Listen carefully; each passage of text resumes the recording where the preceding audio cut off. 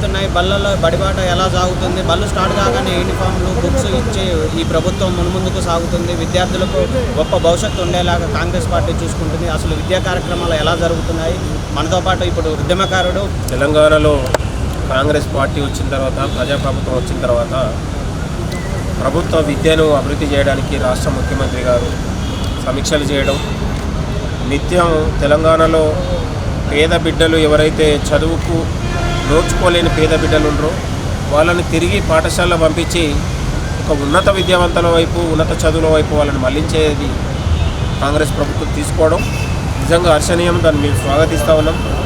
గతంలో కేసీఆర్ హయాంలో 4000 స్కూళ్లను రేషనలైజేషన్ పేరిట రద్దు చేసి ఇలా ప్రభుత్వం నుండి చదివే విద్యార్థులని కొట్టగొట్టిన పరిస్థితి గతంలో మనందరికీ తెలుసు. ఇవాళ గద్వాల జిల్లాలో ఇవాళ సౌభాగ్య అనే ఒక 4వ తరగతి విద్యార్థి 2019లో మా పాఠశాలల్లో పంతులు లేరు, కేసీఆర్ గారు నాకు చదువు కావాలి అని మోరున పెడితే పతాక శీర్షలో వచ్చింది, తెలంగాణ సోషల్ మీడియాలో వచ్చింది. వస్తే రాత్రి తెల్లారి తర్వాత ఏమంటే కలెక్టర్ గారిని ఆదేశించారు తప్ప ముఖ్యమంత్రి గారు అలాంటి చర్యలకు ఎక్కడ తీసుకోలేదు గతంలో. కాబట్టి ఇవాళ కాంగ్రెస్ ప్రభుత్వం వచ్చిన తర్వాత ముఖ్యమంత్రి రేవంత్ రెడ్డి గారి నాయకత్వంలో గతంలో పాలకుల కంటే భిన్నంగా, గత పాలకులకు ఉండే నిర్లక్ష్య వైఖరికి భిన్నంగా ఈరోజు ప్రభుత్వ బడులు కావచ్చు, యూనివర్సిటీలు కావచ్చు, అది డిగ్రీ కావచ్చు, పీజీ కావచ్చు, ఏదైనా ప్రభుత్వ విద్యా విధానం పైన ఒక దృష్టి పెట్టి ఈ తెలంగాణలోనే ఒక మోడల్గా తీర్చిదిద్దాలనే సంకల్పం రాష్ట్ర ముఖ్యమంత్రి రేవంత్ రెడ్డి గారు తీసుకుంటున్నారు.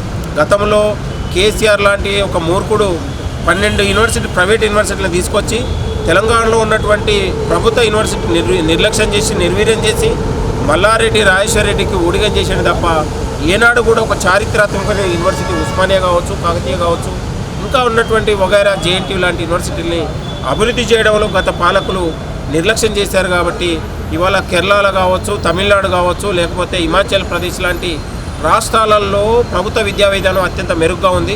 అలాంటి రాష్ట్రాల్లో ఒక ధీటుక కంటే తెలంగాణలో రానున్న ఒక 10 ఏళ్లలో ఒక మోడల్గా, విద్యా విధానంలో ఒక మోడల్గా ఉండబోతుంది. ప్రజలు హర్షించే రీతిలో ఉండబోతుంది. ఇక్కడ పేద బిడ్డలు ఎవరైతే ఉన్నారో రానున్న 10 ఏళ్లలో కూడా గవర్నమెంట్లో చదివే పేద బిడ్డలు ఒక డాక్టర్ కావచ్చు, ఒక ఇంజనీర్ కావచ్చు, ఒక ఐఐటి కావచ్చు, ఆ దిశగా కూడా ప్రభుత్వం ఆలోచన చేస్తూ ఉంది. నిన్నగాక మొన్న రవీంద్ర భారతిలో జరిగినటువంటి మీ అందరూ చూశారు.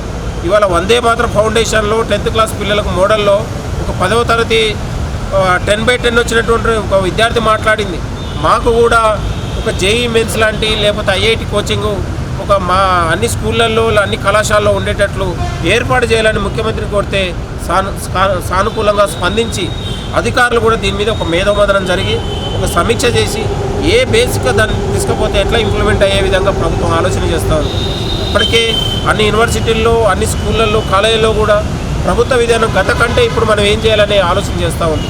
అన్ని యూనివర్సిటీల్లో కూడా నియామకాల వైపు కూడా ప్రభుత్వం ఆలోచన చేస్తూ ఉంది. కాబట్టి గడిచిన 6 నెలల్లోనే ఒక మార్పుకు ఒక ప్రయత్నం చేస్తూ ఉంది.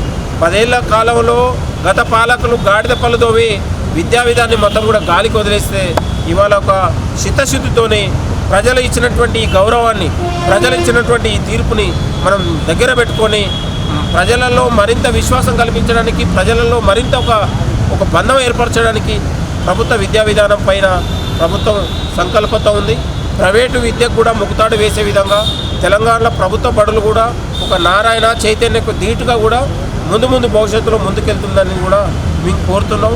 ప్రభుత్వం కూడా అదే ఆలోచన చేస్తుందని కూడా మేము గర్విస్తూ ఉన్నాం, గర్వపడతా ఉన్నాం. మా ప్రభుత్వం ఉండమే విద్యార్థులకు ఫ్రీ బస్ సౌకర్యం కల్పించాము, దాన్ని మీరు ఇప్పుడు గొప్పగా చెప్పుకుంటున్నారు. మా ప్రభుత్వంలో ఇవన్నీ జరిగాయి అనురావు గారు ముందే చెప్పారు. ఇప్పుడు దాని గురించి మీకు స్పందన ఏంటన్న హరీష్?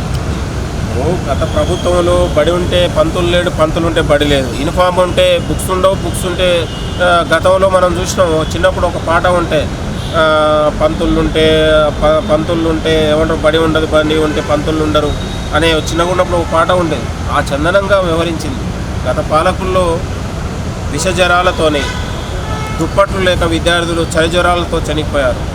ఇవాళ అనేక వసతులు, మౌలిక వసతులు లేక పాము కాట్లతో విద్యార్థులు చనిపోగా చూసినాం.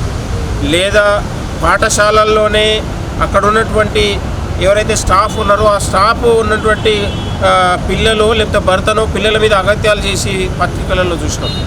అంటే ప్రభుత్వ విద్య అంటే గత పాలకులు ఒక చిన్న చూపుగా వాళ్ళ పిల్లలు ఓక్రేజ్లో చిరాకులో ఢిల్లీ పబ్లిక్ స్కూళ్ళలో చదివినటువంటి వాళ్ళ పిల్లలు మాత్రం అక్కడ చదవచ్చు, కానీ పేద పిల్లలు మాత్రం ఒక నాణ్యమైన చదువునివ్వడానికి, ఒక క్వాలిటీ ఎడ్యుకేషన్ ఇవ్వడానికి గత పాలకులకు చేతులు రాలేదు. వాళ్ళకు ప్రైవేటు అంటేనే విద్య, లేదా డీమ్డ్ యూనివర్సిటీలు అంటేనే ఒక విద్య, లేదా నారాయణ చైతన్య అంటేనే వాళ్ళకు ఒక విద్యలాగా భావించారు. కానీ ఇవాళ 100% ఉన్నటువంటి పేద పిల్లలు, రోజు రెక్కాడితే డొక్కాడని పేద పిల్లలు, కూలీ నాలి మీద కూలీల పనులు చేసుకొని బతికే 60% మంది 70% మంది పేద బిడ్డల భవిష్యత్తు గురించి ఇవాళ కాంగ్రెస్ ప్రభుత్వం ఆలోచన చేస్తూ ఉంది. ఆనాడు రాష్ట్రంలో వివరించే 10 ఏళ్ళు పాలించినటువంటి కేసీఆర్ కేవలం పిడికెడు మంది విద్యార్థుల కోసం, పిడికెడు మంది వ్యవస్థ కోసం ఆలోచించింది. కానీ ఇవాళ 70% 80% ఉన్నటువంటి ఈ రాష్ట్రంలో పేద బిడ్డలు రోజు డెక్కాడితే ఎలాంటి భూమి లేని, ఎలాంటి ఇల్లు వాకిల్ లేని పేద బిడ్డలు చదువు కోసం ఇవాళ కాంగ్రెస్ ప్రభుత్వం రేవంత్ రెడ్డి గారు ఆలోచన చేస్తూ ఉంటుంది. గత పాలకులకు ఇప్పుడున్న పాలించే కాంగ్రెస్ ప్రభుత్వానికి చాలా తేడా ఉంది.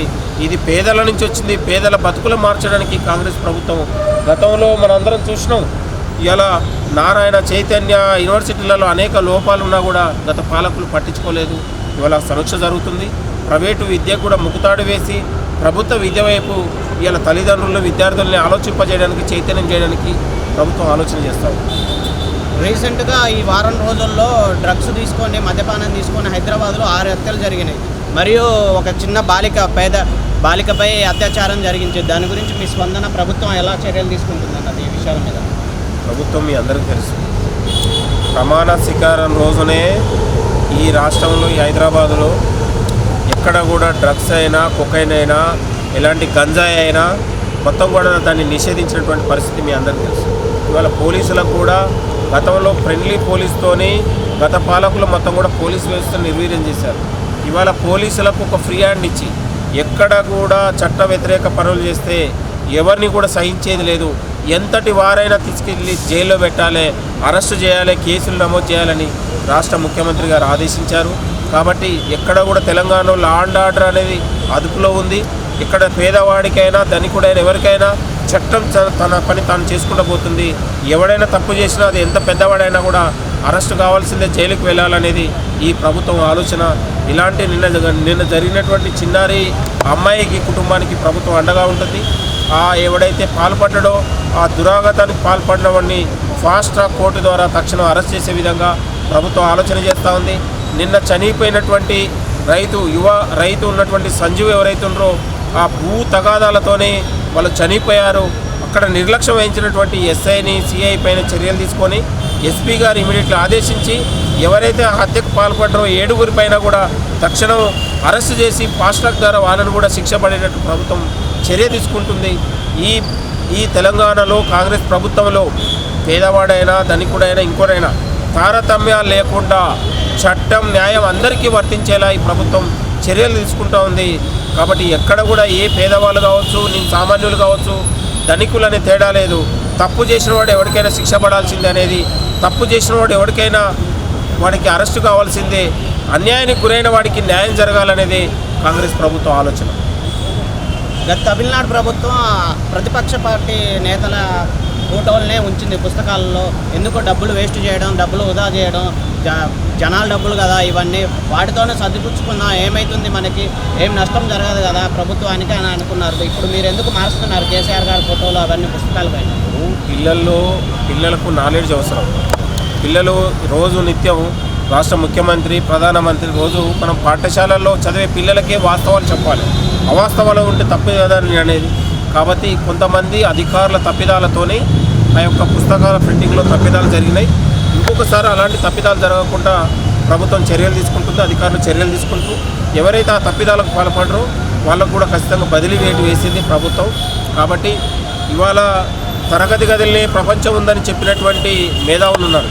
స్ఫూర్తిగా తీసుకొని ఇప్పుడు వచ్చే పిల్లలకు ఈ సమాజంలో ఉన్నటువంటి వాస్తవాలు కానీ, వాళ్ళకు నాలెడ్జ్ కానీ అవసరం. కాబట్టి మనమే వాళ్ళ వైపు తప్పు వైపు నడిపించవద్దు కదా అనే ఉద్దేశంతో వాస్తవాలు ఉండాలి.